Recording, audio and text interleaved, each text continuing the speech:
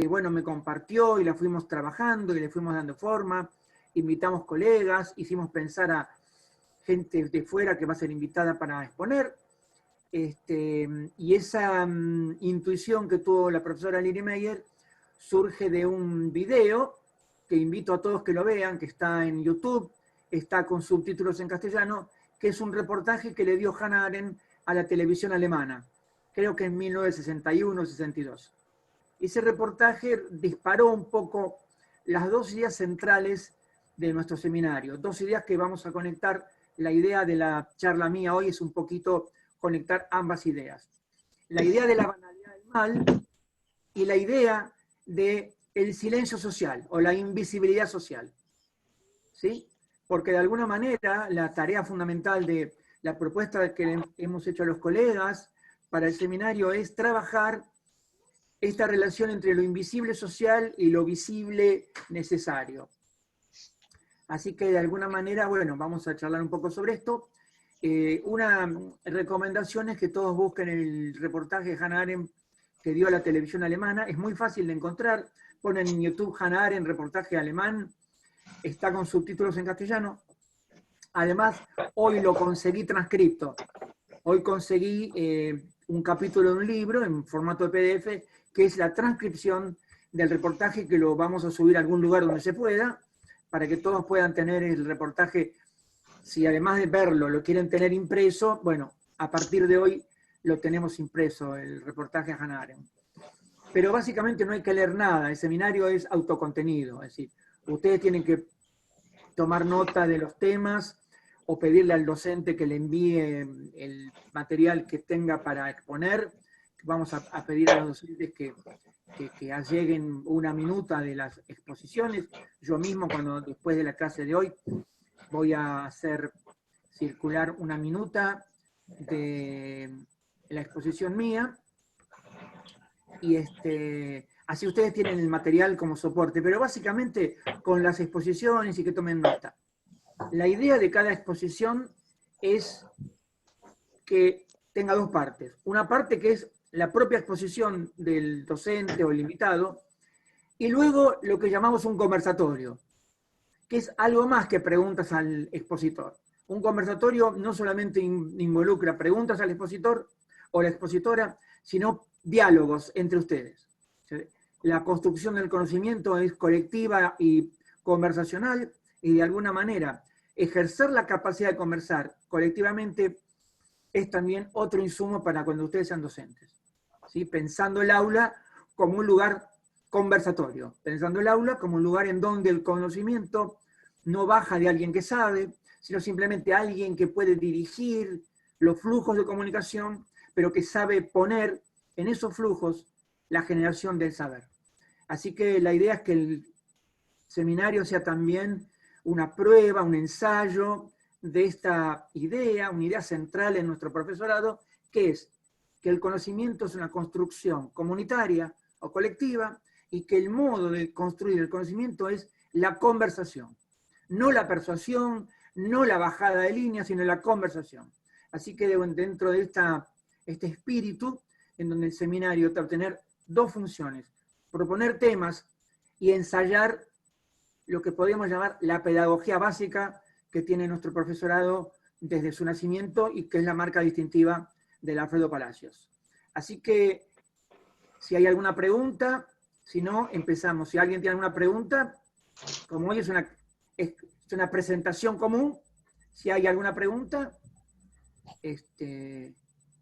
sobre la evaluación, sobre la cursada. Si no, empezamos con el tema que de alguna manera es la idea de conectar entre sí las dos nociones: banalidad del mal y invisibilidad social.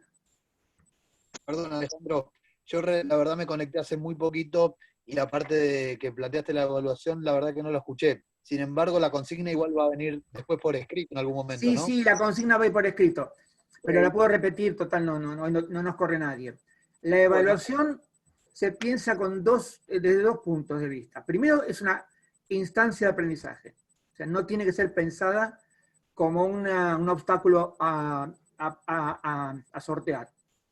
O sea, vamos a plantear una evaluación que es parte del proceso de formación de ustedes. Y esa instancia que planteamos, que pensamos, es que ustedes redacten material pensando en un lector de secundario, tomando algunos de los temas que se van a exponer en el seminario, que va a haber muchos, muy diversos.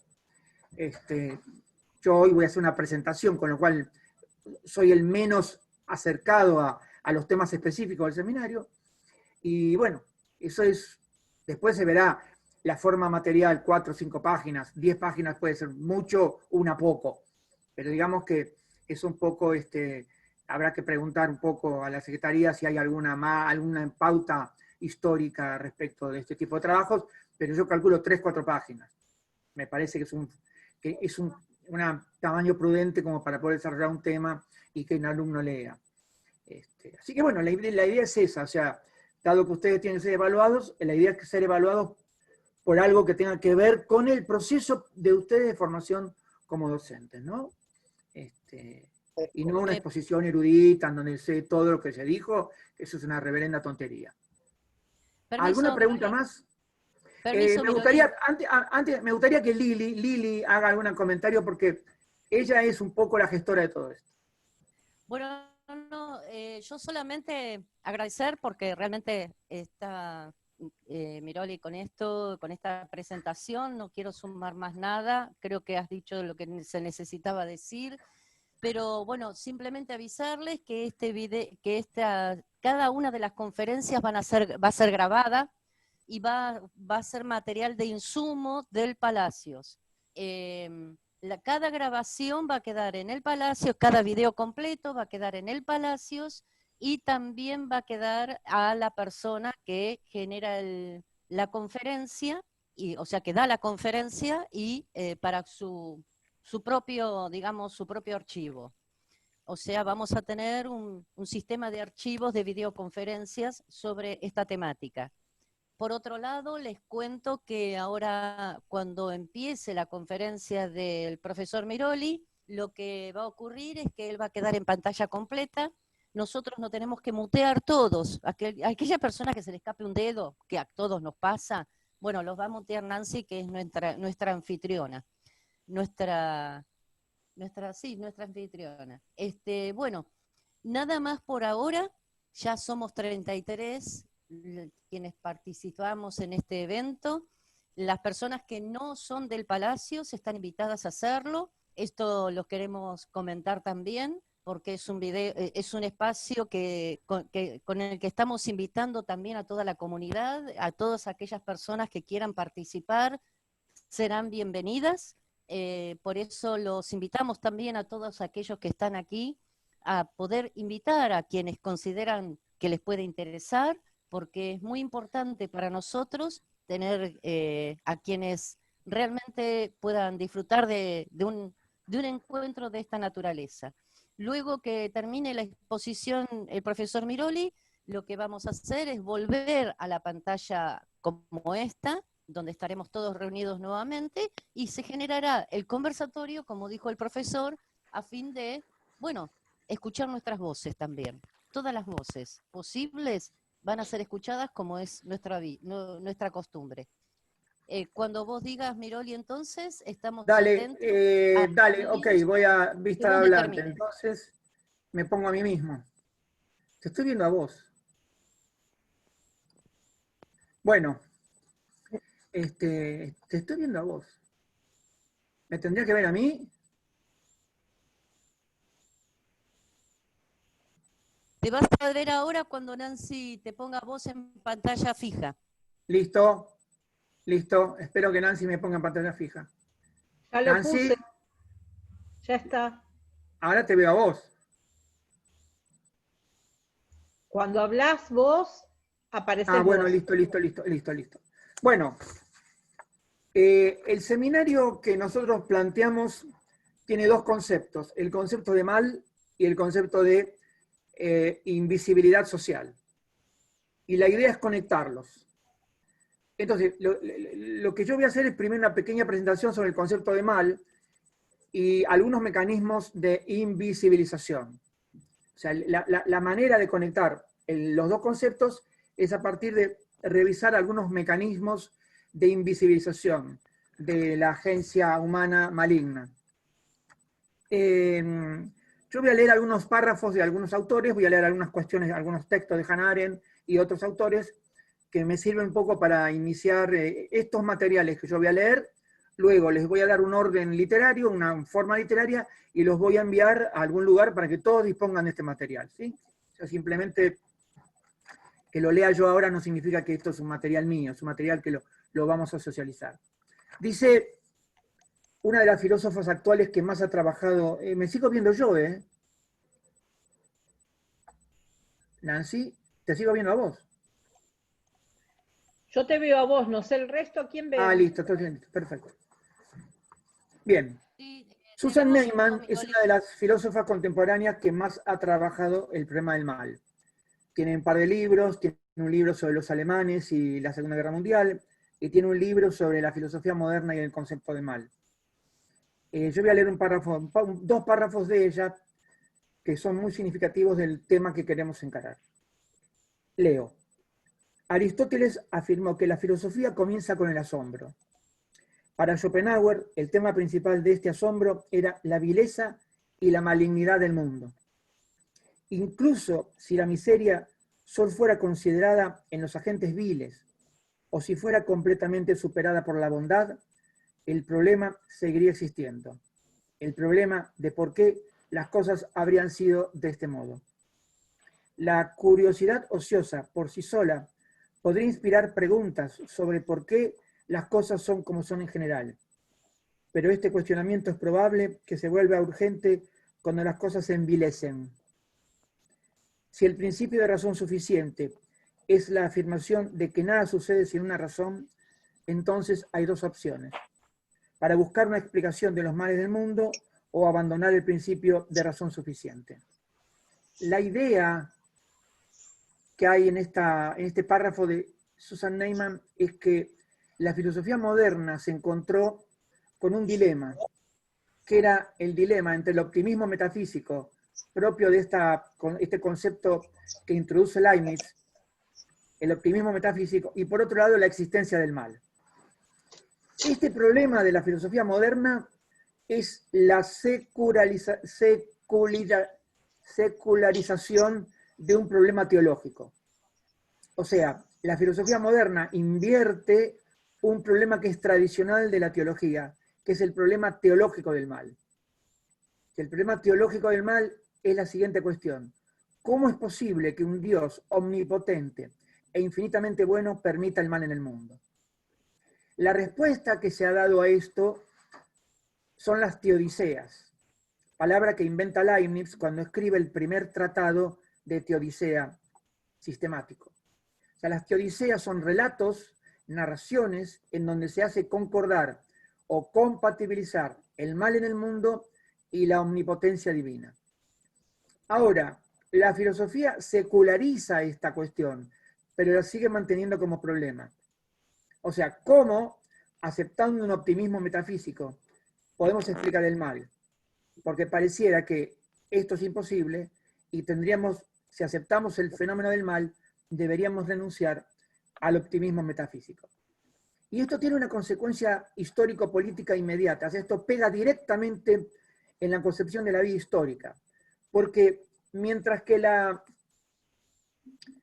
teodicea es el intento de salvar a Dios del tema del mal, la filosofía de la historia puede ser pensada desde su formulación primera por Voltaire, que es el primero que escribe un libro con el nombre Filosofía de la Historia.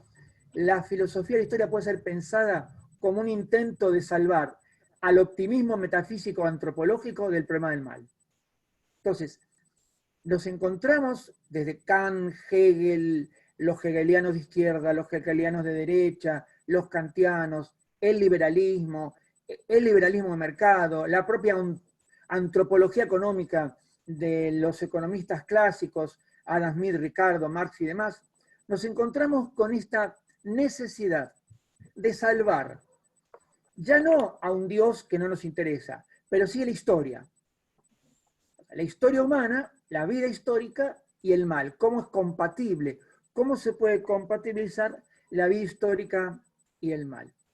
Y así como el ateísmo fue una respuesta a la imposibilidad de pensar a Dios y el mal, o sea, el ateísmo en tanto es impensable un Dios omnipotente, infinitamente bueno, que permita el mal en el mundo. Eso está dramáticamente expresado en la novela de Dostoyevsky, Los hermanos Karamazov, que es una novela que toda entera transcurre sobre el debate teológico del mal. En el caso del problema secular del mal, no hay la opción del ateísmo, porque, digamos, acá no está Dios presente. Pero en el siglo XIX se generó otra reacción análoga al ateísmo, que es el nihilismo radical. El nihilismo radical, la renuncia a toda filosofía de la historia, la renuncia a toda antropología optimista. Y este nihilismo radical tiene autores centrales como Schopenhauer, Julius Bansen, Nietzsche, Oscar Mainlander, Carlo Mittelstrasser y autores ya más del siglo XX. Estos autores nihilistas o pesimistas radicales, que es el nombre con el que se los conoció primeramente, Edward von Hartmann también es otro, son autores que renuncian a la idea de una filosofía de la historia, o sea, renuncian a la idea del principio de razón suficiente en la vida histórica. ¿Sí? O sea, recapitulando un poquito lo que estamos diciendo, hay un problema clásico, que es el problema teológico del mal, que es la compatibilidad o no entre un Dios judío-cristiano omnipotente y omnibenevolente y la existencia del mal en el mundo. En la modernidad, el problema de Dios desaparece del horizonte filosófico, pero aparece el problema de la historia. Entonces, aparece otro problema, que es el problema secular del mal. Ese problema secular del mal es la compatibilidad de la historia humana con el mal. Ahí está Rousseau, ahí está Kant, ahí está Hegel y todas las tradiciones que surgen de estos tres autores. Y así como el ateísmo fue la respuesta que se dio al problema teológico del mal, el pesimismo radical fue la respuesta que se dio al problema secular del mal. O sea, dando las dos opciones que presentaba Susan Neiman, que es, o damos una justificación racional del mal, en principio, en base al principio de razón suficiente, o abandonamos el principio de razón suficiente. Y este es el pesimismo radical. ¿Sí? Entonces, pensar la vida histórica analoga a lo que era pensar la creación, solamente que acá no hay Dios, hay la historia. En el siglo XX se señala a Susan Neiman, hay dos filósofos que transformaron el problema del mal, o sea, lo sacaron de esa coordenada entre la filosofía de la historia y el mal fáctico, sino que lo pusieron de alguna manera en el plano más político, ético-político. O sea, Neiman señala que hay dos filósofos, ambos murieron en el siglo XX, que son Hannah Arendt y John Rawls.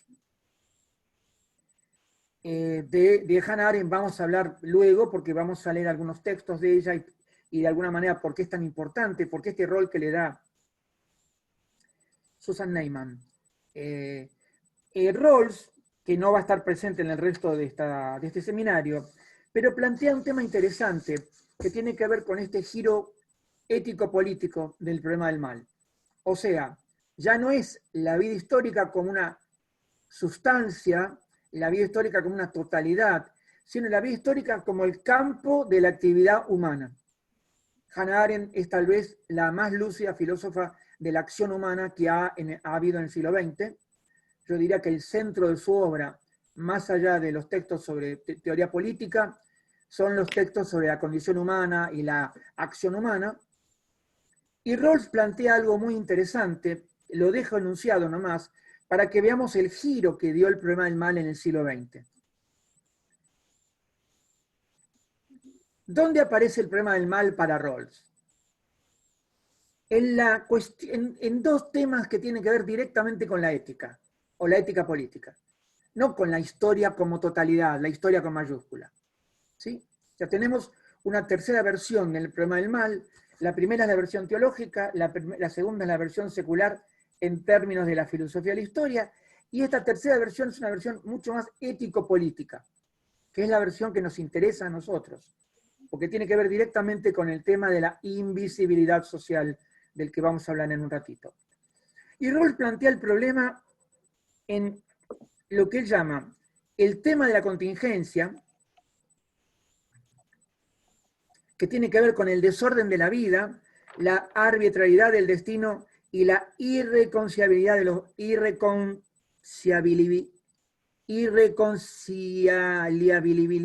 bueno, el hecho de ser irreconciliable en los sistemas de valores. Si ustedes piensan en el siglo XX y lo que tenemos del siglo XXI, ¿cuál es el problema fundamental ético-político? Es el problema del otro. El problema del otro pensado por todos los filósofos fenomenólogos, posfenomenólogos. Y el problema del otro es el problema de conciliar lo irreconciliable, que es una otredad que no depende de mí. Esa otredad que no depende de mí plantea un problema de conciliación, un problema de compatibilización, o un problema de comunicación. Porque muchas veces ese otro desaparece. Ya vamos a ver ahora los mecanismos de invisibilización. Entonces, el problema de la contingencia es el problema del otro y del propio. Ego y alter ego. El propio y el otro. El próximo y el extraño. Que yo diría es el problema central político, teórico-político del siglo XX-XXI. Cuando el otro es pueblos originarios, mujeres, preferencias sexuales no comunes, esclavos, gitanos, yazidíes, bueno, musulmanes, todo aquel que es perseguido, encarcelado, metido en un campo de concentración, torturado, despojado de derechos políticos y civiles, ese es el otro. Entonces, acá planteo un problema. El problema del mal está aquí. No está ni en la historia con mayúscula y menos está en Dios. Está aquí. Está en una dimensión que es fundamentalmente ético-política. Y el segundo problema que plantea Rawls, como también lugar donde está el tema del mal, es la reconciliación entre equidad y libertad. Esa tensión, ese arbitraje aparentemente imposible entre una demanda de equidad, una demanda de justicia y una demanda de libertad. Ese arbitraje que parece ser un ida y vuelta en un sube y baja que nunca termina de conciliarse y que es de alguna manera la dialéctica de todos los conflictos políticos, por lo menos de la Segunda Guerra Mundial para acá, o de la Primera Guerra Mundial para acá. O sea, cómo una sociedad puede acomodar una agenda de demandas de equidad y una agenda de demandas de libertad. Y cómo el vector de la equidad pareciera lastimar el vector de la libertad y viceversa, el vector de la libertad pareciera lastimar el vector de la equidad. Entonces, en estas dos dimensiones, según Rawls, según la interpretación que hace Susan Neiman de Rawls, estaría el problema del mal que nosotros vivimos. No está ni en la cuestión teológica, que ya nos es totalmente irrelevante, en principio, digamos, en las agendas de nuestra época, y tampoco está en la cuestión de la historia con mayúscula, de la filosofía de la historia. Porque hoy sabemos que la filosofía de la historia es el discurso del imperio. Entonces, hoy en día no se puede pensar en términos de una filosofía de la historia que siempre está escrita porque el que ganó la batalla. No existe en filosofía de historia de los perdedores. Lo que sí existe es la dimensión ético-política. Entonces, acá aparecen las dos dimensiones en la lectura que hace Neiman de Rawls, en los que podemos situar el problema del mal contemporáneo. El problema es la contingencia, que tiene que ver con esto de la conciabilidad o la no conciabilidad. Y perdonen porque la palabra esta, me he peleado con esta palabra. Y el otro. O sea, como el próximo y el extraño, el ego y el alter ego, ¿sí? El yo y el otro. Ese problema es fundamental porque la conciliación pareciera imposible, o por lo menos ha parecido hasta el presente imposible. Y por otro tema, la reconciliación de la demanda de libertad, las agendas de libertad y las agendas de equidad. Bien. Ahora bien, este segundo tema, los temas que plantea Rawls, dan lugar, o los temas que plantean Arendt y Rawls, digamos, esta agenda moderna, esta agenda contemporánea del problema del mal, da lugar a dos caminos. Un camino es el camino que podemos llamar optimista, en el sentido que se puede, hay una reconciliación posible, hay una superación posible de la dialéctica entre el yo y el otro, y hay una superación posible de la dialéctica entre las demandas de equidad, las agendas de equidad y las demandas de libertad. Y por otro lado, la experiencia del siglo XX parece señalar que es imposible. ¿Y cuál es la experiencia del siglo XX? ¿Cuál es la palabra que nombra el mal en el siglo XX? Más allá de que es una categoría jurídica que se acuñó para un específico fenómeno, la palabra genocidio es tal vez el nombre del siglo. Genocidio es el nombre del siglo XX. Y un inventario muy somero puede comenzar con el genocidio Ororo, en la actual Namibia, a principios del siglo XX, las matanzas asociadas a las guerras de conquista de la Primera Guerra Mundial, el genocidio armenio, el genocidio siríaco o asirio. Tenemos luego los conflictos que tienen que ver con los movimientos masivos de personas durante la guerra civil que hubo en la Unión Soviética, el Holodomor o la matanza por hambruna masiva de los pueblos ucranianos, la Segunda Guerra Mundial, que es, digamos, el nombre del genocidio con mayúscula, y siguiendo hasta el presente tenemos varios, el de Ruanda, el del Khmer Rouge, lo que nos toca a nosotros en una escala menor, claramente respecto de estos números, pero digamos, si los números no son el único criterio relevante, también nosotros tenemos nuestros propios genocidios. O sea, me parece que genocidio es el nombre del siglo. Entonces, ante la experiencia del genocidio, se da lo que tanto Jean Amery como Claude Lanzmann y otros postularon. El genocidio es impensable. Ellos lo pensaron en términos de la Shoah. Pero más allá de la Shoah, también el genocidio armenio, el Ororo, el ruandés, el Khmer Rouge, es impensable. E incluso es impensable aquella matanza que aparece, aquel genocidio que aparece asociado a la utopía libertaria. ¿Sí? O sea, la paradoja del siglo XX, recordemos el nombre del siglo es genocidio, que sería la palabra que recoge el lugar del mal en el siglo XX, es esta paradoja que tuvo que ver con tal vez una cuestión trágica, usando la palabra trágica en el sentido técnico que tiene respecto a la tragedia griega. O sea, la apetencia de una utopía llevada a la práctica mediante políticas estatales, que genera matanzas, que genera genocidios o que genera muertes instrumentales y que plantean esta paradoja.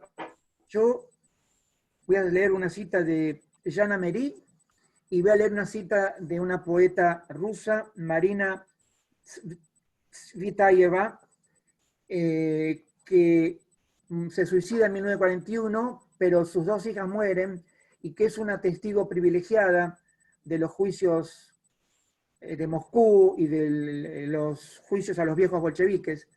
Testigo no en el sentido de alguien que emite un juicio moral, sino alguien que describe lo que podríamos llamar la carroza o la cuadriga a la que se le perdieron las riendas.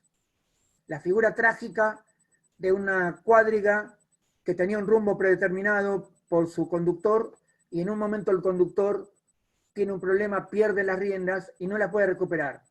Y la cuadriga, la carrera, la carroza de carreras olímpicas antiguas,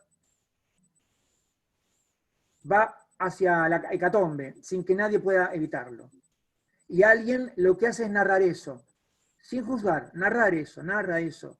Narra lo que le pasa cuando pasa ese carro velozmente a su lado, ¿no? Esto lo hace más dramático porque al salir del juicio moral o del juicio político es como una especie de iluminación de esta situación trágica. ¿Sí? Voy a leer el texto de Amery, muy cortito. Dice Amery fue un francés, un pensador francés, estuvo en los campos de concentración nacionalsocialistas, fue torturado y luego escribió un par de libros, escribió un hermoso libro sobre el suicidio, tal vez el bello libro sobre el suicidio escrito en el siglo XX, y se suicidó. igualmente que Primo Levi, le pasó lo mismo. O sea, los fantasmas del Auschwitz y de los campos de concentración los habitaron en modo tal que no pudieron superarlos. Dice Améry, lo que sucedió, sucedió. La frase es justamente tan cierta como es contraria a la moral y al espíritu. La resistencia moral implica la protesta, la revuelta contra la realidad, que es razonable solo en tanto que sea moral. El ser moral exige poner el tiempo a un lado. Yo quisiera repetir estas dos frases últimas que van a tener luego algún papel en el problema de la visibilización e invisibilización. La resistencia moral implica la protesta, la revuelta contra la realidad. O sea, no hay posibilidad de resistencia moral que no parta de poner la realidad pata para arriba. Y esto porque, como vamos a ver luego, está cruzada por estos mecanismos de invisibilización que nos convocan tanto en este seminario. Y en los diarios de Marina Tsvetaeva, leo, mi pronunciación del ruso no es brillante, como habrán visto. Tengo una pena muy grande. Murió en el albergue Irina. Irina es una de sus hijas. El 3 de febrero, hace 4 días. Y la culpa es mía. Estaba tan ocupada con la enfermedad de Alia, su otra hija, malaria con ataques recurrentes, y tenía tanto miedo de ir al albergue, tenía miedo de que sucediera lo que finalmente acaba de suceder, que deposité mi confianza en el destino. Vivo con un nudo en la garganta, al filo del abismo. Ahora entiendo muchas cosas. La culpa de todo la tiene mi espíritu de aventura, mi manera superficial de encarar las dificultades, en última instancia la salud, mi monstruosa resistencia. Cuando para ti es fácil, no ves que para otro es difícil. Todo el mundo tiene a alguien, un marido, un padre, un hermano. Dios me castigó. ¿Por qué me interesó citar un texto como este? Porque ese texto es una suerte de testigo de tragedia. Es una autora, una poeta, una eminente poeta rusa, una de las más grandes poetas rusas del siglo XX, es testigo de la tragedia. O sea, no es juez de la tragedia, no es validador de la tragedia, no es antagonista de la tragedia, es testigo de la tragedia. Y esta tragedia es parte de este problema de la compatibilización entre una agenda de libertad y una agenda de equidad, ¿no? O sea, uno podría decir, la utopía socialista ha sido la agenda de equidad más bella que el hombre haya podido producir y llevar a la práctica, pero hay un sino trágico, por lo menos en algunas de sus aplicaciones. Ahora nos vamos a lo que yo llamaría estos roles, más o menos analizar un poco los roles. Analizar la importancia de Hannah Arendt en el problema del mal, ¿no? O sea, esto que acabamos de cerrar tiene que ver un poquito con la mención que hace Susan Neiman al papel, a las tesis de John Rawls. Y ahora me parece que vale la pena meternos un poco más con la autora que nos convocó, a Lili y a mí, bueno, a Lili y a mí, para pensar este seminario, que es Hannah Arendt.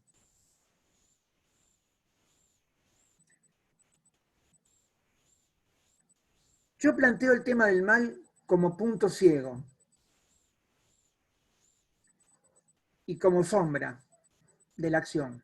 Punto ciego y sombra de la acción. Y esto tiene que ver directamente con el problema de la visibilidad-invisibilidad. Yo voy a leer ahora un testimonio de algo que es, yo diría, una de las claves fundamentales de lo que pasa en América Latina hace 40 años, y que tiene los visos de lo invisible a la vista.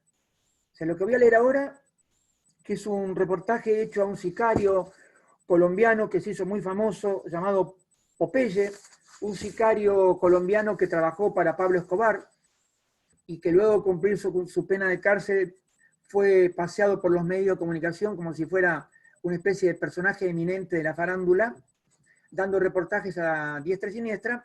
Este es el último reportaje que dio a una revista colombiana, la revista Semana. ¿Y por qué me interesó este personaje? Porque antes de entrar a hablar de Eichmann y de la banalidad del mal propiamente dicha, lo que quiero mostrar es que el problema no es solamente un problema de la historia alemana y europea del siglo XX.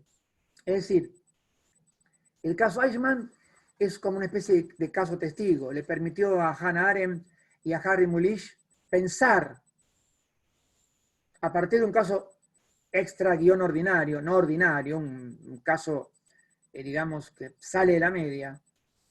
Pero si nosotros nos quedamos solamente mirando a Eichmann, nos ponemos en vena un poco eurocéntrica, germanocéntrica, y a mí me interesa señalar que este problema es mucho más general y que podemos encontrar en América Latina un montón de Eichmanncitos. Este es un Eichmanncito. Y lo curioso es que este personaje que se murió, bueno, de muerte natural, nos habla de algo que ocurre en América Latina a la vista de todo el mundo y a la percepción de nadie. América Latina hace unos 30, 40 años vive en estado de guerra civil de baja intensidad. En algunos países esa guerra civil tiene mayor intensidad, en otros menor. Y las víctimas de esta guerra civil son siempre las mismas. Los pobres, los pueblos originarios y los jóvenes. Y las mujeres. Son las mismas. El Salvador, Guatemala, Colombia, Venezuela, Brasil, donde vayan a ver, son siempre las mismas. Y esto es un escándalo. Pero claro, es un escándalo que, como ya está naturalizado, a diferencia de la Shoah, que fue un escándalo que no se pudo poner en un discurso, este escándalo es un escándalo invisible. O sea, es como aquel que vive en una casa donde hay una gotera, no tiene plata para tapar la gotera. Entonces, ¿qué hace? Pone la cama en el donde la gotera no cae, pone un tacho bajo la gotera y sigue viviendo, ya está, se acabó. O sea, la gotera está naturalizada. Y vean ustedes, estamos hablando de un sicario. Y el sicario me parece, así como yo dije, genocidio es el nombre del siglo, yo diría sicario es el nombre de América. Sicario es el nombre de América. Sicario en el sentido de el soldado de la reacción, el soldado de las bandas, el soldado de los paras, etcétera, etcétera. El sicario es el nombre de América. ¿Sí? Así como genocidio es el nombre del siglo. Y esto que cuenta este muchacho en este reportaje es escandaloso. Es tan escandaloso que es impensable leerlo nuevamente. Pero así como está, es como si fuera un reportaje de Chiche Helblum. ¿Y usted qué hizo? Yo me dediqué a matar gente. ¿Y cuánto mató? 4.000. ¿Y cómo hizo? Voy a leer el reportaje. Voy a leer un par de reportajes. Semana. ¿Cuántas personas ha matado usted? Yo personalmente creo que alrededor de 300. Pero he participado y coordinado cerca de 3.000 muertes. Semana. ¿Escobar era un asesino? No, él no era un asesino. Yo creo que él no mató a más de 20 personas en toda su vida. El patrón, Pablo Escobar, derrotó al M-19. Les recuerdo que no es que lo derrotó, lo exterminó. Estrictamente hablando, desapareció el M-19 de Colombia. Les cogió respeto y de ahí en adelante hubo una relación muy estrecha. Les dimos $2 millones para financiar la toma del palacio y que nos quemaran los expedientes. Pero si usted mató a muchas personas por órdenes de él, ¿cómo fue cuando él dio la orden de asesinar policías en Medellín a 2 millones por cabeza? Eso fue una reacción cuando la policía le mató al cuñado, Mario Henao. El patrón lo quería tanto que se derrumbó cuando se enteró de la muerte. Al otro día nos citó y nos dijo, vamos a matar policías. Eso es lo más útil que matar jueces, porque finalmente son ellos los que nos llevan delante de los jueces. Y nos dio la tarifa, 2 millones por policía, 3 por sargento, 10 por teniente, 30 por mayor, 50 por coronel y 100 por general. ¿Y usted cuántos mató? Yo directamente unos 25, pero yo dirigía casi todos los operativos y creo que en total matamos unos 540. Usted también tuvo que participar en asesinatos de amigos suyos. ¿Cómo fue el episodio de los Galeano y los Moncada? Cuando estábamos en la cárcel de la catedral se había establecido un acuerdo. El patrón pagaba cárcel para que todos los otros pudiéramos traquetear, siempre y cuando le pagaran a él una cuota fija mensual de lo que daba el negocio. Cuando estábamos en la cárcel, los jefes del cartel de Medellín eran Kiko Moncada y Fernando Galeano. Y el compromiso que tenía que girarle al patrón $500.000 mensuales. El problema es que se le subió el poder a la cabeza y una vez mandaron un cheque de 50 millones de pesos. O sea, acá tenemos un sicario que habla de la gente que mató él, de la gente cuya matanza coordinó él, con una liviandad como si hablara de con cuántos kilos de pepino, cuántos kilos de tomates y cuántas plantas de lechuga compró. La revista La Semana es una revista típica de esos semanarios multiilustrados, generalistas, como puede ser Cara, Gente, o no sé, Pronto, no sé, alguna otra revista de ese tenor. No es una revista de análisis político. Entonces, a mí me pareció interesante porque la figura del mal banal, la figura del hombre gris, la figura de ese anónimo que no es un monstruo, es un tipo con el que uno puede charlar y hasta decir, bueno, ¿cómo lo mató? A ver, cuénteme, no, fue así, le pegué un tiro por acá, le entró. No es un monstruo diabólico, como vamos a ver ahora. O sea, me parece que Popeye es una especie de análogo de Eichmann en lo que es América Latina. Y justamente la figura del sicario, porque el sicario es de alguna manera el nombre de América, ¿sí? Porque el sicario es la mano de obra de la guerra civil de baja intensidad. Repito, guerra civil cuyas víctimas son siempre las mismas. Los pobres, los jóvenes, los pueblos originarios, las mujeres. Siempre las mismas. Donde vayas, vas a encontrar el mismo repertorio de víctimas, las mismas narraciones, los mismos dolores. Lo único que puede diferir es el entorno urbano, más pobre o menos pobre, y alguna nota de color sobre algún equipo de fútbol cuya bandera esté pintada en una pared. Nada más que eso.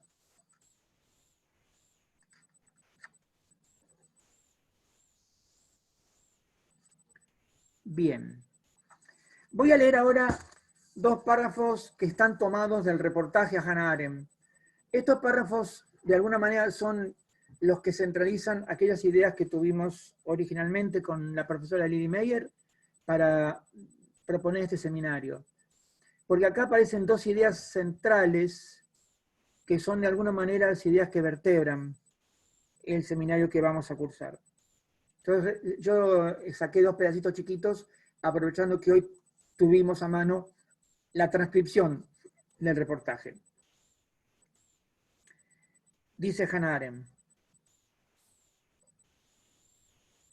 Sí, le pregunta el periodista, ¿y también en su caso cesó antes? Sí, naturalmente. Ya entonces leía los periódicos con expectación y tenía mis ideas. No militaba en ningún partido, ni tampoco tenía necesidad de ello. Y acá viene la frase que quiero que todos presten atención. Desde 1931 estaba firmemente convencida de que los nazis tomarían el timón. O sea, lo que está diciendo Hannah Arendt es que en 1931 ya se veía 1933. Pero nadie quiso ver.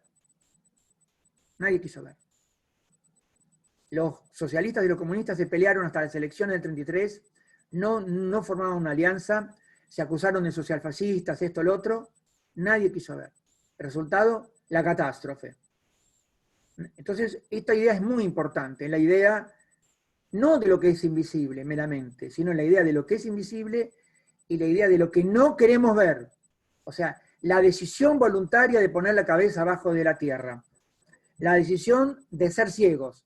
No el hecho de ser ciegos, la decisión de ser ciegos. Esto es muy importante. Cuando hablemos de la invisibilidad social, esto es importante, la decisión de ser ciegos. Y el otro tema que tiene, la otra idea central que aparece en Arendt es la idea de lengua madre, la lengua materna. Pero lengua materna no es meramente la lengua que habla el progenitor. Lengua materna son los contenidos que construyen subjetividad. Es decir, incluye el conjunto de prejuicios con los que armamos el mundo primariamente. ¿Sí? Todos aprendemos, todos han aprendido en Europa que hay un pueblo que no tiene nombre y no tiene patria. Es un pueblo que es la caca de la historia. No son los judíos. Hay un pueblo que es el reverso de la historia europea. Básicamente no tienen lugar en la historia, no hay lugar en los relatos históricos.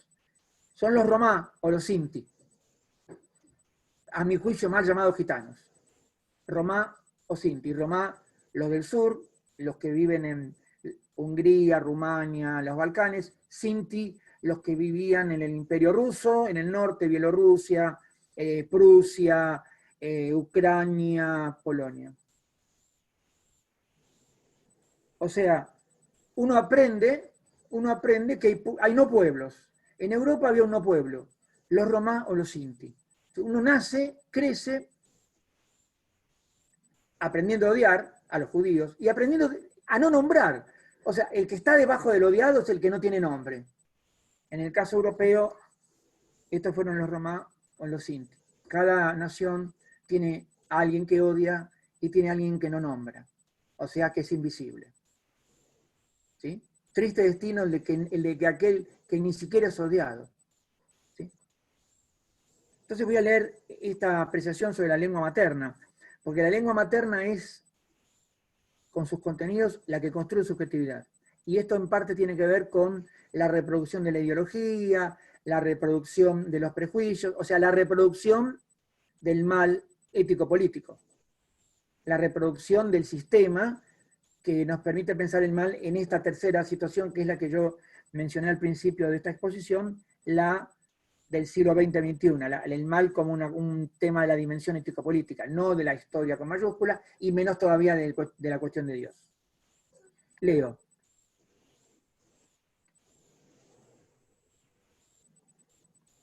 Pertenecer a un grupo es en principio una circunstancia natural. Por nacimiento se pertenece a un grupo siempre, siempre. Pero pertenecer a un grupo Una en el clase. segundo... ¿Qué? En una clase. Sí, estoy escuchando. Pertenecer a un grupo en el segundo sentido al que usted se refiere, es decir, estar encuadrado en él, es algo completamente distinto. Tal modo de organización comporta siempre una referencia al mundo. Es decir, lo que tienen en común aquellos que se organizan de tal manera es lo que habitualmente se denomina interés. La referencia personal directa, a propósito de la cual cabe hablar de amor, se da por supuesto en sumo grado en el amor real, y existe también en un cierto grado en la amistad. Entonces, la persona queda interpelada de forma directa y con independencia de toda referencia al mundo. Esta es la razón por la que personas de diferentes organizaciones pueden, pese a todo, mantener una amistad. Pero la confusión de ambas cosas, es decir, cuando el amor se traslada a la mesa de negociaciones, para decirlo con toda maldad, tiene, en mi opinión, consecuencias funestas. La lengua natal vendría a ser la condición del amor del grupo, y también la que reproduce los sistemas de división, separación, ocultación, etc. ¿Sí? Es interesante esta idea de la lengua como la fundadora de subjetividad y diferencias, porque hay dos definiciones clásicas de la filosofía en donde la idea central es la lengua. Aristóteles definía al humano como zoon logikon, la traducción más correcta es mamífero parlante, zoon logikon, animal dotado de logos, animal dotado de discurso racional. Y Heidegger, que fue maestro de Hannah Arendt, decía que la lengua es la casa del ser, o sea, la manifestación del ser está en la lengua. Y la lengua privilegiada por cualquier persona es la lengua madre, la lengua natal, que es en donde se construye subjetividad, se construyen adjetivos de próximos y extraños, se construye el círculo de intimidad y el espacio de peligro. Todas esas dimensiones antropológicas se van forjando en la lengua natal. Bien. Y ahora vamos a pasar un poquito al caso de Eichmann, que es importante porque el caso de Eichmann le permite a Hannah Arendt escribir un libro, que no es un libro de filosofía, es un libro periodístico. Es un libro que ella escribe juntando notas periodísticas cuando había sido enviada por un diario estadounidense a cubrir el juicio a Alfred Eichmann en Jerusalén. Y el libro de ella se llama tal cual, Eichmann en Jerusalén. Y en ese libro ella introduce una serie de observaciones. Yo voy a leer un par de párrafos del libro, párrafos que me parece son los más ilustrativos de la idea con la cual Hannah Arendt se acerca a la cuestión.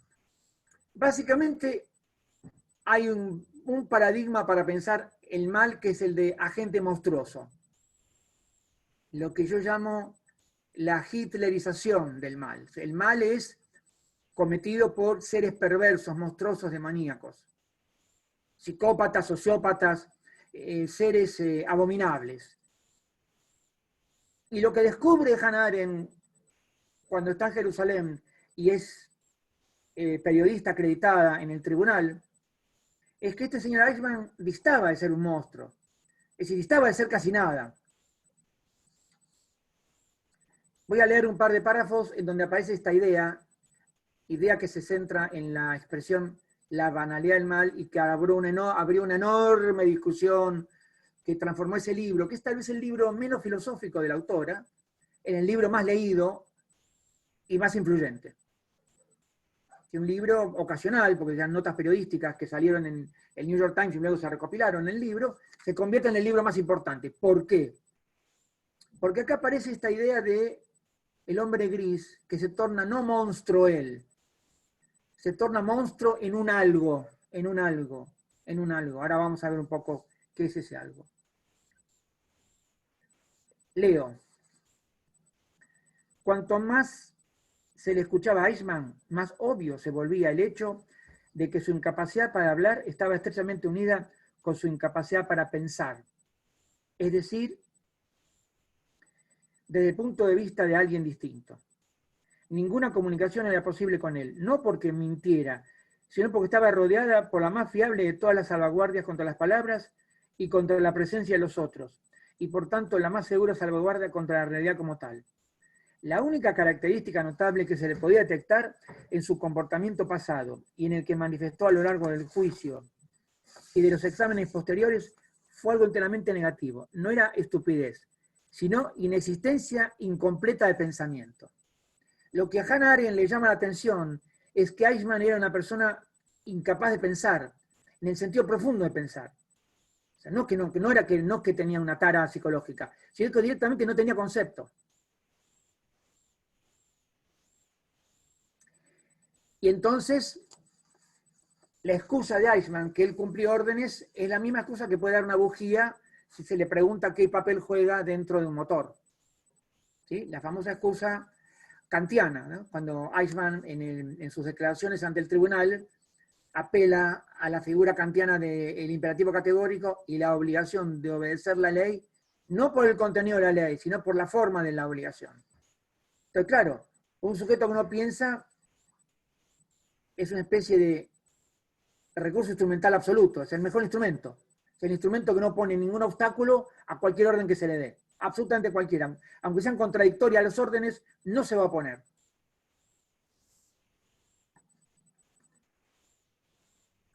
Hay otro autor, no tan conocido, que también fue periodista, un escritor holandés, que fue periodista en el juicio Eichmann, y que escribió un libro, más o menos en la misma época que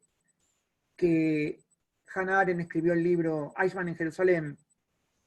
Este autor se llama Harry Mulisch, y su libro se llama Caso 4061, un reportaje. Caso 4061 es la carátula que tenía en el tribunal israelí el juicio Eichmann. Y en este libro, Harry Mulisch hace una distinción que a mí me parece muy interesante entre tres tipos de malignidades, tres tipos de agentes malignos. En algún sentido difiere de Hannah Arendt en su evaluación de Eichmann. En algún sentido concuerda, ahora vamos a ver por qué. Y a mí me parece interesante leer esta pequeña clasificación porque tiene que ver un poco con la cuestión de los mecanismos de invisibilización. Dice Mulisch, él ordena tres tipos de agentes malignos de menor a mayor. El menor de todos es Hitler. Esto puede sonar paradojal, pero ahora cuando lea la explicación que da, no es paradojal. Dice, Hitler era el Dios, el propagador del odio brutal hacia los judíos y de su completa deshumanización, aquel que había tenido la revelación suprema. El judío era la cosa, el lastre de la historia, y en ese sentido Mulisch rechaza toda lectura interpretativa del antisemitismo presente en Mein Kampf. Por el contrario, hay que tomar literalmente la declaración de Hitler en Mein Kampf. Dice Hitler, así creo ahora actuar conforme a la voluntad del Supremo Creador, al defenderme del judío lucho por la obra del Señor. O sea, Hitler vendría a ser como Moisés. Dios le anuncia una verdad y subordina toda su existencia a esa verdad que asume sin cortapisas. Es decir, no solo asume esa verdad, se transforma en esa verdad. Lo que dice Mulich es que Hitler, por un mecanismo psicopatológico que será cuestión de los psiquiatras elucidar, de hecho está bastante elucidado, se convierte en una especie de profeta del odio, literalmente. Literalmente. Y claro, en tanto profeta del odio, desaparece Hitler, desaparece la subjetividad Hitler. Lo único que hay es una función odio-A. Una pura función ciega odio-A. El segundo agente maligno que analiza Molich es Heinrich Himmler, que fue el director de la SS. Y leo el comentario. Himmler era el creyente, el que se subordinaba enteramente a su pequeño Dios y toma la palabra como escritura, pero que como todo creyente podía abjurar y cambiar rápidamente, como lo intentó en los últimos momentos de la guerra al fantasear con negociar con los vencedores. Recuerden que Himmler tenía un campo de concentración de lujo, creo que en Praga, cerca de Praga, y que en ese campo de concentración, en un momento, él tenía capturados, presos, a dirigentes judíos de comunidades judías de Europa dominada, que le servían como puente con los aliados. La pretensión de Himmler en un momento era negociar con los ingleses una entrega, o sea, traicionar al Dios. ¿Sí? O sea, Himmler tenía más conciencia, no era la función odio que era Hitler, la pura función odio, sin ningún otro elemento. Acá hay una conciencia de que me estoy portando mal y que me conviene arreglar para que no me maten o no me fusilen. Y esto es importante y lo hace más maligno a Himmler que a Hitler. Y para esta clasificación, el peor de todos es Eichmann. Dice el autor, está aquel que pareciera completamente indiferente a la doctrina nazi y a la mística racista. Aquel que no necesitaba declarar que sus víctimas eran alimañas o que había un plan del Supremo Creador. Es interesante, Mulich analiza la biblioteca que tenía Eichmann, las lecturas que había hecho Eichmann, y descubre algo muy curioso. Eichmann no leía literatura nacionalsocialista.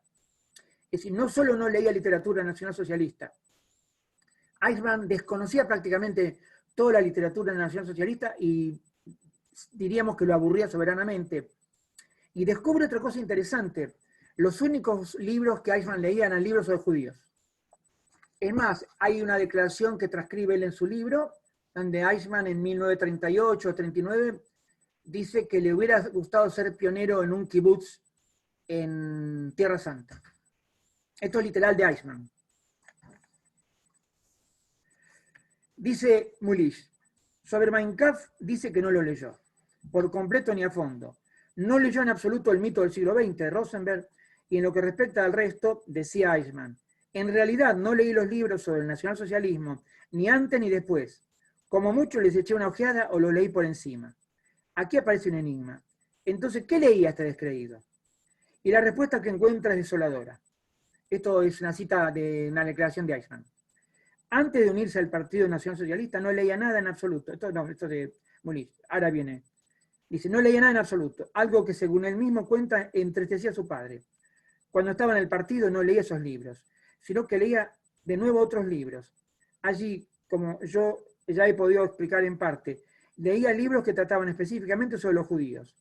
No puedo decir ni una sola vez que en aquella época haya leído en absoluto otros libros, como novelas o alguna otra cosa. Nunca he leído novelas policíacas ni novelas de amor en toda mi vida, hasta el día de hoy. O sea que lo único que leyó Eichmann era el libro sobre los judíos, nada más. Y esto lo hace especialmente espeluznante. Para él no había una revelación pagana, una doctrina ancestral según la cual los judíos eran alimañas. No, para él eran sujetos, que conocía como no conocía ninguna otra cosa. Este hombre no mataba animales, mataba personas. O sea, claramente Eichmann sabía lo que mataba, pero se había entregado maquinalmente a eso. había renunciado a su propia humanidad para ser un engranaje en una máquina, pero fue una elección. Si Hitler fue una conversión y si Himmler fue una conveniencia, en Eichmann fue una elección. Esto lo hace a Eichmann el sujeto más perverso de todos, aquel que elige ponerse bajo la norma y después se excusa en que la norma manda incondicionalmente. Pero lo importante es que fue una elección.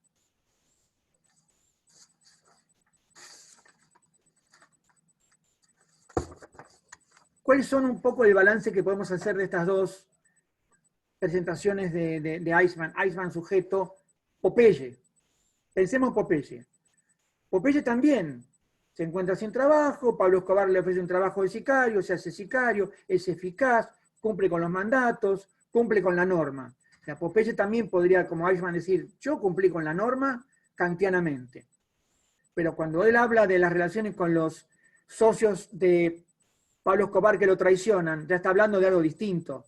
Ya está hablando de como un sujeto que ve el incumplimiento de promesas. O sea, ya está pensando como sujeto. Es la misma categoría que Mulis pone a Eichmann. Entonces me parece que es interesante jugar en la figura Popeye / Eichmann con estas dos cosas. Por un lado, el hombre común, el hombre gris, nuestro vecino. El torturador que luego llega a su casa y le da al gato la comida y le compra un abrigo al gato y le compra una estufa, porque hace frío y el gato tiene frío, ¿no? O que cruza la cieguita a la calle y es escrupuloso para que ningún auto se acerque hasta que la cieguita llegue a la vereda contraria. Pero por otro lado, la elección. Esto que no está en la interpretación que hace Arendt me parece central, la elección. O sea, estos sujetos son hombres grises, comunes, también eligen. Y eligen deliberadamente. Y esa elección los pone en piloto automático. Es la elección, yo en el artículo que escribí, yo tengo un artículo sobre Eichmann y el libro de Harry Mulisch, y ahí lo llamo a Eichmann zombie moral. Estuvo vivo, decidió no estar más vivo, se convirtió en zombie moral, pero lo elige. Esto hace de la figura de Popeye / Eichmann / el que se les ocurra a ustedes, el nombre que pongan, porque son todos iguales, sujetos que eligen. Y luego sí, obediencia de vida, pero antes eligen. Me parece importante complementar la visión que tiene Hannah Arendt con la visión que tiene Harry Mulisch. No están antagónicas, pero digamos que es como que ven dos fases distintas de este fenómeno, que es el fenómeno del mal banal. Es el mal banal, pero hay una elección de banalizarse. Y esto me parece importante para sustraer a los agentes de la pura obediencia mecánica, como si fueran una leva en un motor. Y vamos ahora, no sé, nos hemos pasado el tiempo, faltan 22 minutos para que termine. Si quieren avanzamos, si ustedes Alex, quieren conversamos. Si podés ir redondeando para que empezar a abordar el debate, estaría buenísimo. Bueno, entonces, no voy a leer nada sobre los mecanismos de invisibilidad social, lo voy a adjuntar al texto, lo voy a enviar a todos, ¿sí? Porque nos llevaría más de media hora y tenemos apenas 20 minutos nos quedan de hasta las 10. Así que yo acá termino un poco la exposición de los prolegómenos del seminario. La idea de hoy era presentar meramente algunas coordenadas por donde va a ir el tema, y las cuestiones sobre invisibilidad social las envío para que las lean. Ya está.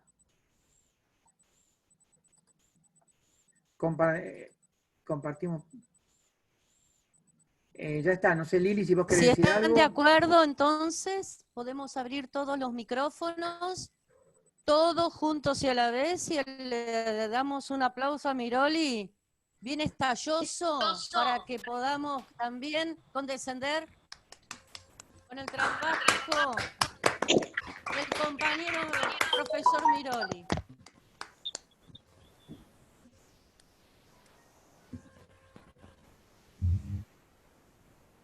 Ahora la propuesta es que nos volvamos a mutear todos y aquella persona que quiera pedir la palabra que la pida, ya sea por el el sistema de participantes o, bueno, levante la mano y aquí estaremos. Las personas que no estén con imagen, con el video, les pedimos por favor que, bueno, que lo pasen por participantes, así los podemos ver y que podamos abrir el debate, abrir el encuentro a todas las voces, por favor, que sería muy interesante para todos. No, mi amor, fue sin querer, me prometo, te juro que fue sin querer, mami. Hola. Oh, Bueno, ante todo me gustaría sumar a lo que ya expuso el compañero Miroli con lo siguiente. Nosotros en Argentina tenemos un un ejemplo muy claro cuando se hizo cada juicio de las juntas. Nosotros hemos escuchado una y tantas veces lo mismo, la misma versión que la bujía de motor al que hizo referencia Alejandro, que es justamente, yo solo hacía mi trabajo, lo escuchamos hasta de Astiz, de personajes siniestros de la última dictadura cívico-militar que tuvimos en el país. Lo escuchamos de varios personajes de esas características, de esa calaña. Entonces, aquí también tenemos que detenernos a pensar, me parece a mí como muy interesante, ¿qué significa ese hombre gris que simplemente hace lo que tiene que hacer con más nada que eso? ¿Y a dónde nos ubica a nosotros ese pensamiento desde una lectura crítica?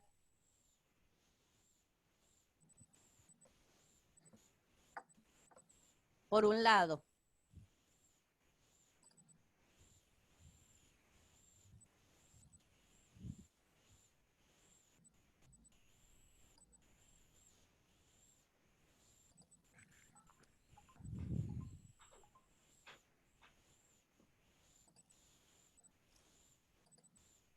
Y por otro, yo sumaría a la lectura de la realidad un detalle que no es menor y que también lo puso en relevancia Miroli, que es justamente que ya en 1930 se veía venir y que lo que nosotros estamos hasta el agotamiento, ¿no? Y que es la marca del odio per se al otro.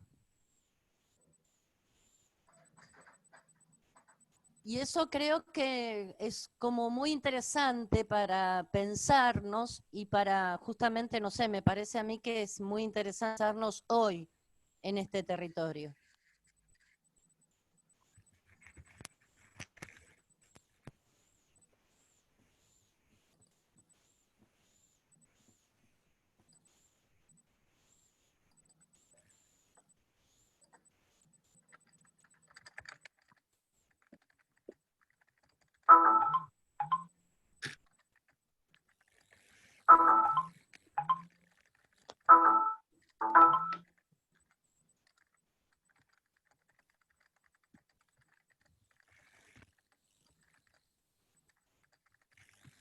Acá Lorena Montoya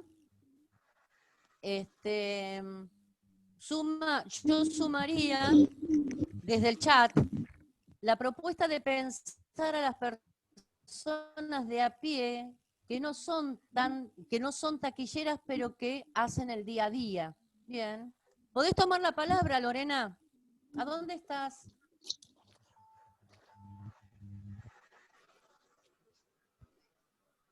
Ahí. ¿Te quitas el mute? Estás muteada. Ahí va. ¿No querés hablar? No. Dale, habla. Vamos, Lorena. Ah, no te funciona el micrófono. No. Bueno, paciencia. Bueno. A ver. que se va al principio, Alejandro para todos, en principio voy a subir el material a SaintSpace y desde allí les enviaré el enlace para descargarlo.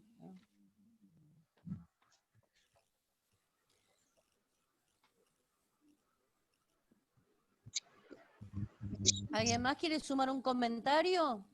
Hola, me desmuteé porque no sé escribir con esto. ¿Mecha? Sí, ¿qué tal? ¿Cómo va? ¿Cómo estás? Bien, bien, acá. Yo creo que está interesante pensar esto, el tema de los odiadores seriales y del odio, ¿no? Y la violencia, pero también pensarlo en el contexto actual. Y no, o sea, como, digamos, yo creo que es obligación como estudiante de historia, ¿no? O sea, pensar las similitudes como motivos de alarma o para tener en cuenta, pero también pensar las diferencias. O sea, recordemos que la historia, como diría Heráclito, es uno no se baña 2 veces en el mismo río. También hay que tenerlo en cuenta y creo que es fundamental también para pensar el momento actual de estos goleadores, ¿no? Y esta violencia, Se ¿no? te fue el sonido, Mechi. Acércate. No, se me había ido el audio. ¿Se escucha bien ahí? Sí, sí, ahora sí. Se había desconectado. El tema de pensar, digamos, estas continuidades que vemos en ¿no? En estos odiadores que vos nombrabas, sino Sí. también, y las diferencias, porque si nos vamos a quedar en que se veía venir, en lo que vio Ana Arendt en el 30 y en los hombres grises del pasado, creo que, digamos, uno como estudiante de historia o profesor de historia tiene el deber moral de marcar las diferencias, no solamente de encontrar las continuidades. Porque si no nos estamos perdiendo una gran parte de la realidad. Creo que eso también hay que tenerlo en cuenta, ¿no? Bueno, Sí, nada, claro. mi aporte, ¿no? Como para pensar. Sí, justamente con este punto, desde este punto de vista es que estamos haciendo el abordaje al seminario. O sea, cuando hablamos de odiadores, estamos pensando también en el aquí y ahora y en formas de que se siguen dando estas premisas de odio, ¿no? Sí, Pero, Mecha, además, ¿me escuchás? sí, te Mecha. escucho. No, además, hoy era una presentación de las ideas de las próximas reuniones. Te aseguro que vas a tener tiempo presente, historia inmediata en todas las reuniones que siguen. Te aseguro que no va a haber una puta referencia que no sea local. Justamente la función de esta primera reunión era ir un poco en contra de la localidad y la atención específica como para situar. Vale la pena un poquito para poner un poco en contexto. Sí, para esta duda me parece interesante también poner en relevancia los próximos 3 que van a venir. Esto lo va a decir Alejandro en el orden de los próximos 3 seminarios que vamos a tener. Pero Fernando Méndez Pérez, que es un compañero del Palacios, que es músico y también es estudiante de las carreras de Historia y Geografía, va a trabajar atravesado por las banalidades del mal, Orfeo, el rock y la banalidad del mal. Este título tiene que ver con los jóvenes y el rock. Luego, de González Pérez Giglieri, va a presentar, que también él es periodista deportivo que se especializó en esto, y además es estudiante del profesorado. Él va a presentar el deporte, en particular el fútbol y la banalización del mal, o sea, el tema del deporte y atravesado por esta temática. Y también Vanessa Gamarra, que es también docente, y es estudiante del profesorado, va a trabajar educando al cibersoberano, que tiene que ver con la educación atravesada con esta temática. O sea, luego vamos a ver diversos otros, porque por supuesto que son 3 meses de seminarios, y esta es en particular la presentación que hace Miroli justamente desde el punto de vista filosófico para darle un punto claro de partida al tema. Esto quiere decir que estamos acá abriendo una estructura, que es la estructura que plantea Miroli, que es, pensémoslo como un cimiento para generar diversos abordajes con la misma temática y poder generar esta construcción crítica y una mirada crítica a diversos temas, ¿sí? Esta es la idea. Luego nosotros en el próximo encuentro les vamos a pasar todo el programa. Así las personas... En el próximo encuentro va a estar el programa. Sí. Incluso el programa completo con todos los expositores y las temáticas que se van a llevar adelante. Si quieren, las personas que no están, que no forman parte del profesorado del Palacios, va a ser muy importante que nos dejen su dirección de email. Así nosotros también nos podemos contactar con ellos y podemos de esta forma tanto seguir en línea con materiales o lo que se necesite para seguir en contacto y poder también generar un vínculo cercano con las personas que no forman parte del profesorado. Bueno, los próximos 3 ya están anotados, o sea... Lili, algunos están dejando en el chat sus correos electrónicos, pero yo les diría también que los envíen a la secretaría, si fueran tan amables. Yo estoy copiándolos en un Word para tenerlos, pero sería bueno por los certificados, que aquel que quiera un certificado, que se le puede emitir en su momento respectivo. Sí, acá estoy copiando los correos electrónicos del chat. ¿Qué? ¿Se puede opinar algo? Exacto, los certificados. Sí. Sí, por favor. Bueno, sí, Gustavo, sí.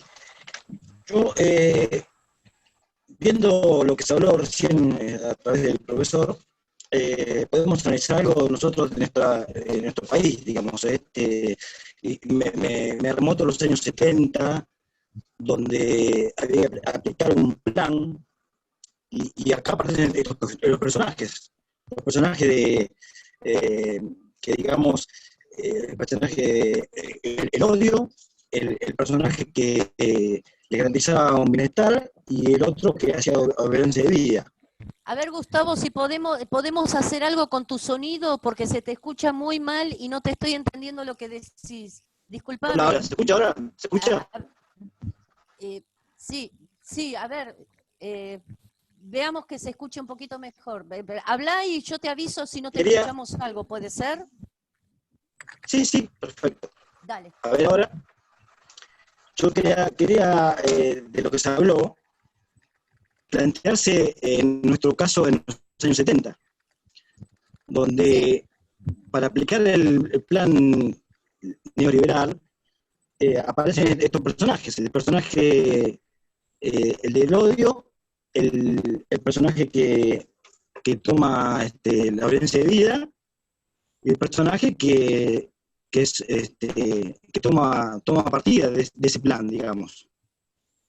Ejemplo, los Blaquier, los militares, y lo que hacían el trabajo sucio y hacían la represión y todo lo que pasó, ¿no?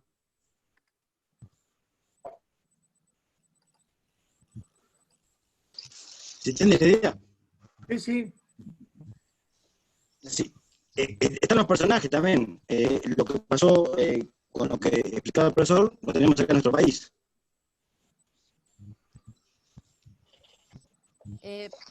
Vos, perdóname, pero no te escuché muy bien. ¿Lo tuyo es una pregunta o una...? No te escuché, perdóname, pero no se te escucha bien.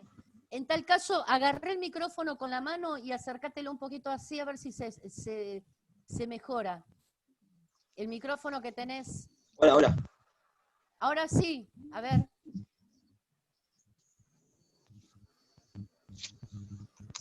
Hola.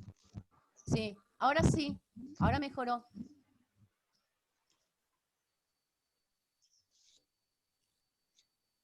A ver ahora. Te muteaste.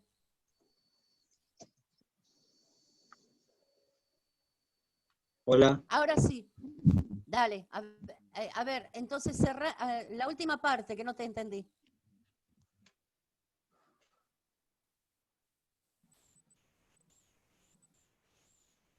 Hola, hola. A ver, sí. Sí, acá Alejandro pide No, que faltan 5 minutos.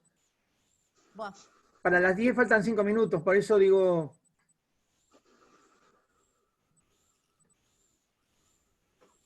Bueno, por lo que entendí, Gustavo plantea llevar el tema a los años 70 de Argentina. ¿Es así, Gustavo? Sí, creo Sí, que correcto, sí. correcto. Perfecto. Sí, un poco es lo que creo que yo dije antes, de pensar justamente desde los juicios a las juntas, incluso lo que respondían estas personas que no sabemos todos que no eran inocentes, pero que decían exactamente lo mismo que Eichmann. O sea, yo solo hacía mi trabajo,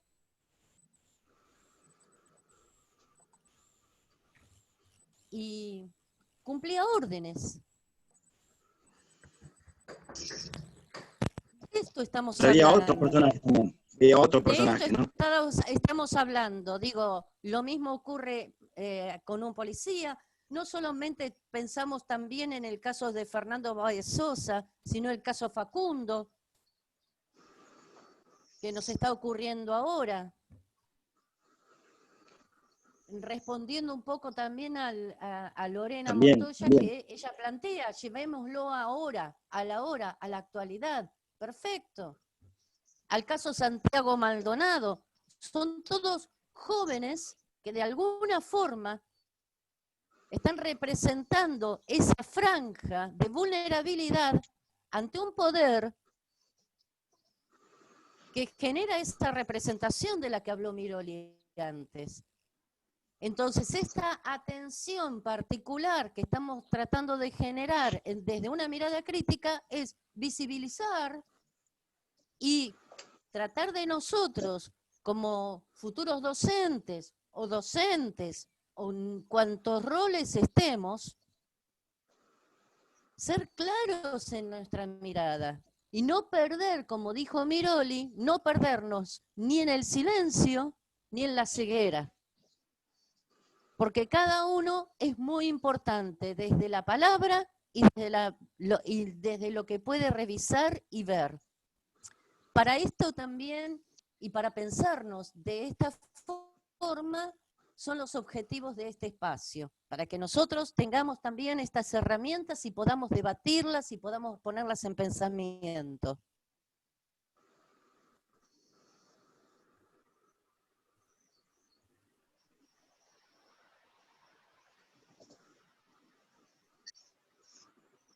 Si a ustedes les parece, si alguien quiere decir algo más, si alguien quiere hacer un comentario, si alguien...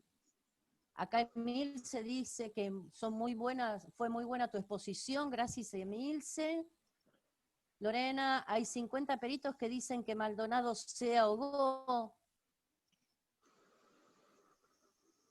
Acá nuestra rectora nos pasa a todos el mail del Instituto Palacios para que por favor ustedes, aquellas personas que no forman parte de la institución, se comuniquen con nosotros, y quienes también forman parte, por supuesto que sí, lo que pasa es que estamos en contacto, ¿no?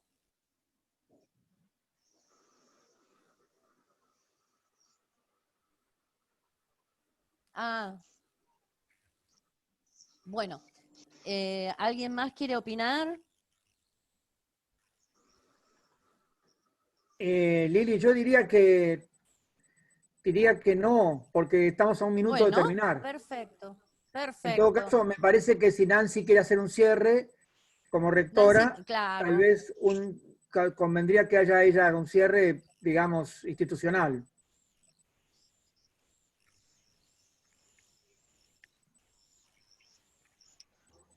Sí, hola, ¿qué tal? Buenas noches a todos. Bueno, primero les voy a agradecer la participación. ¿sí? La presencia de todos aquí, y reiterar la invitación que hicieron tanto Alejandro como, como Lili, para que se sigan sumando en los próximos encuentros.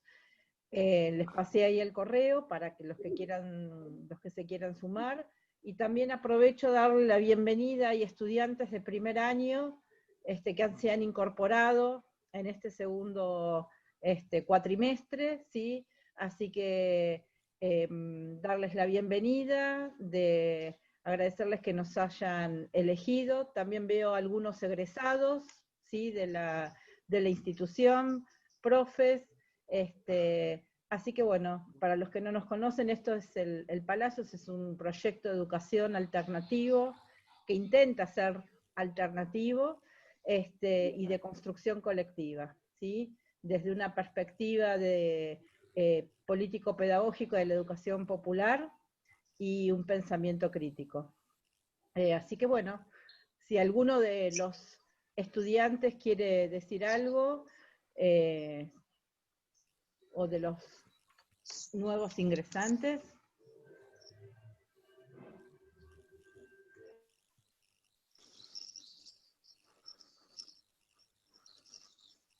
No, bueno, agradecida, súper interesante, recién voy entrando en estos temas, así que nada, de a poco, y súper interesante. Me quedó como pensando qué rol tenía esto de la lengua madre en estos hombres grises que están hablando, y me quedo como pensando en eso. Gracias.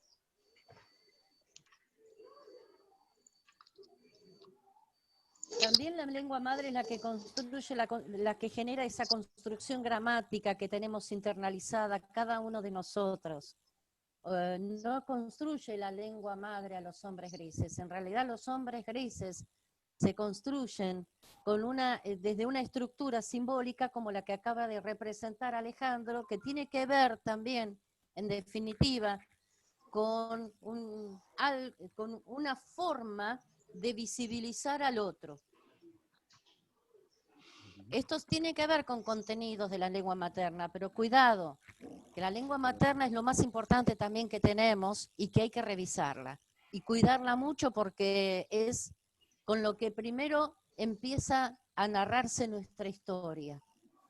Y nuestra historia, la historia épica de cada ser humano, es tan importante como la de un país.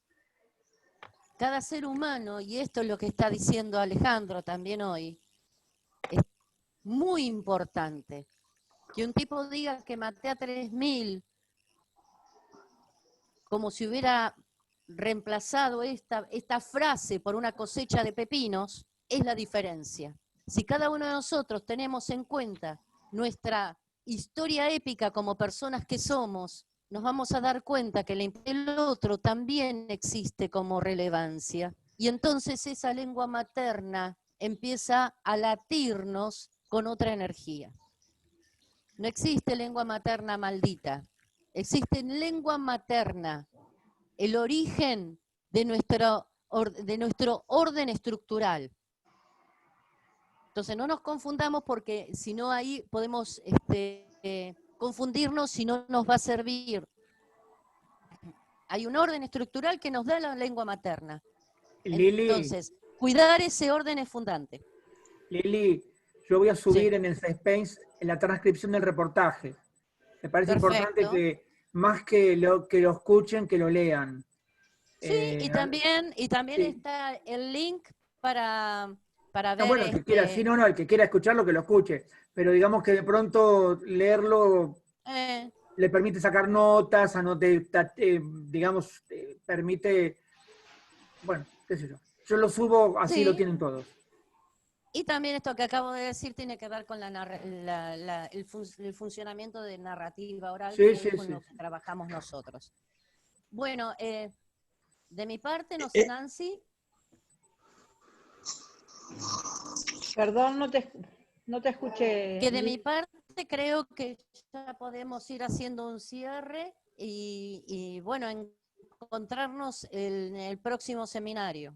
Bueno, en fútbol. Decime vos quién lo va a dar, Alejandro. Vos sabés que no sé quién lo arreglamos, me agarrás con la guardia baja.